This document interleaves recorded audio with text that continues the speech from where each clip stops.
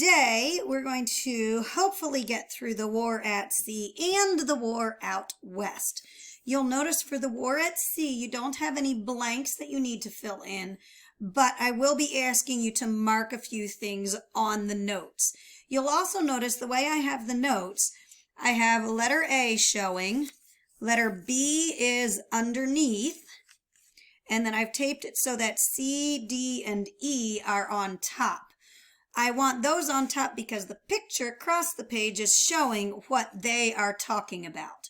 But first of all, we're going to talk about the idea that having a Navy is very expensive. So the Navy just means boats. Yes, I want you to get this down. So it's very expensive to build these boats that you are able to equip with military supplies, cannons, and so forth.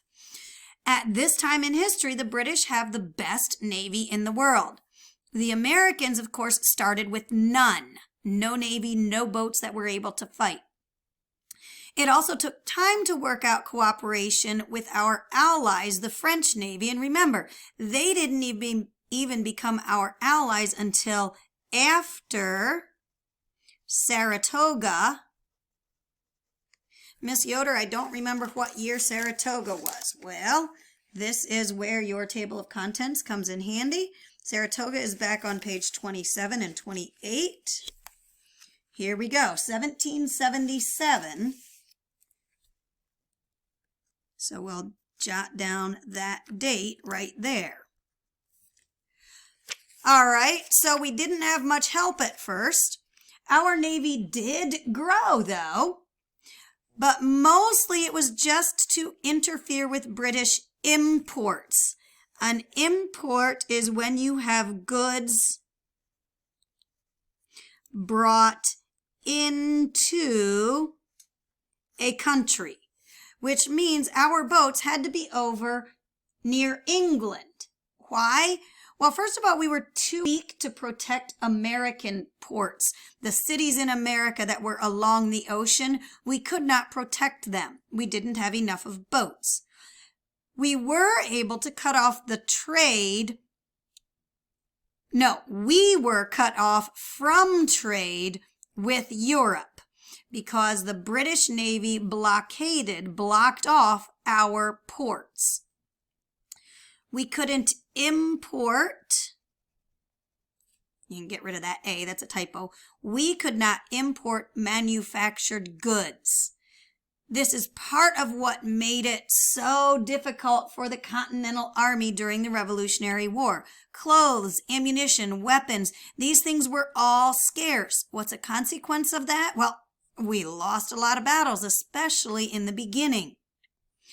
We did have some privateers. These were not military boats, but people who owned a boat and were willing to put some cannons on that boat and take the chance to attack the British ships.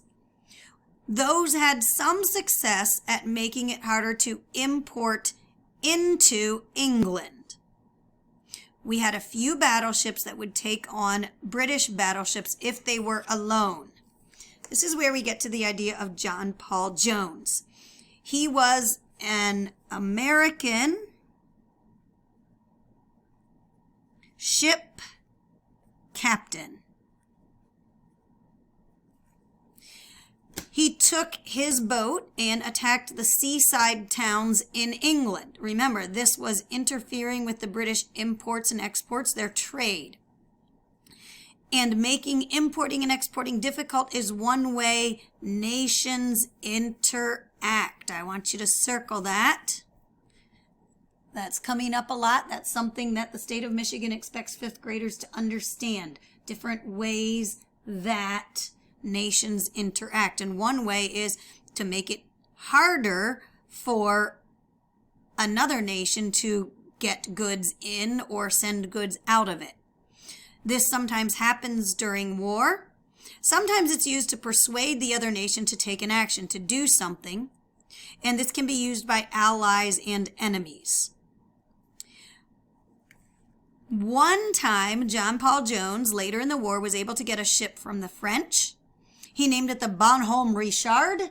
That was in honor of Ben Franklin. Ben Franklin published an almanac called the Poor Richard's Almanac. And so this boat was named in honor of Ben Franklin's publication.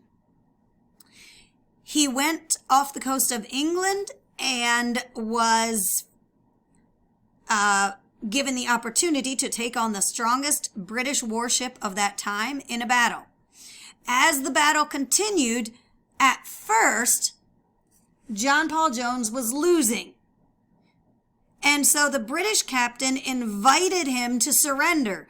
And John Paul Jones gave his very famous quote that you will have to write over on page 35.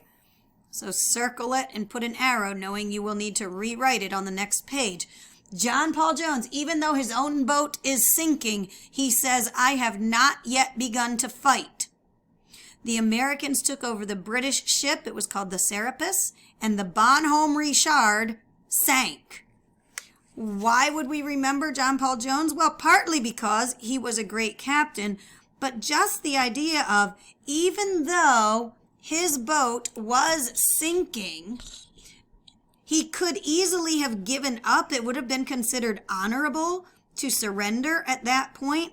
But John Paul Jones says, "I have not yet begun to fight." And he keeps on fighting, and he wins the battle because he persisted. He did not give up. So that is a quick overview of the war at sea. Now you will find linked up a couple of videos in the Google form for today. I'm not going to show them now because I am fighting not to run out of battery power on my computer. It's a snowy day and I forgot to bring home my plug for the computer. So I will link these videos up for you. You will want to follow those links, and that is going to be the extent of our study of the war at sea.